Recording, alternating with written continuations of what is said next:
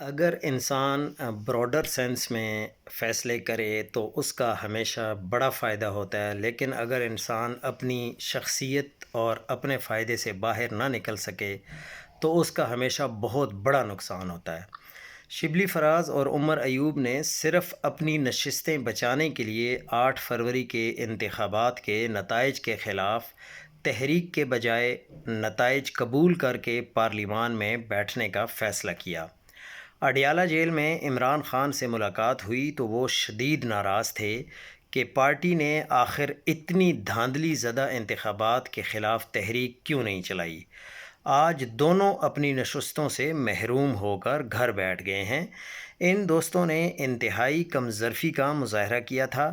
اگر پارٹی نے اس دن تحریک کا اعلان کیا ہوتا، کمشنر راولپنڈی کے بعد استعفوں کی لائن لگ جانی تھی اور عدلیہ پر بھی انتخابات کے نتائج کالعدم کرنے کا دباؤ آتا۔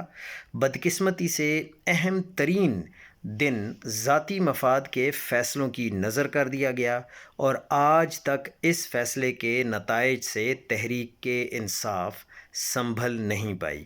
اس میں تو کوئی دو رائے نہیں ہے کہ جب اتنی بڑی دھاندلی ہو گئی، فارم 45 کی جگہ فارم 47 کے ذریعے سب کو ونر قرار دے دیا گیا، تو اس دن بہت بڑی کمپین چل سکتی تھی، لیکن چونکہ پارٹی کے کچھ جو بڑے ہیں وہ جیت چکے تھے تو انہوں نے کہا اپنی سیٹیں بچاؤ، چھوڑو پارٹی کو اور چھوڑو عمران خان کو، جس کی وجہ سے آج تک مسائل کا شکار ہے پی ٹی آئی۔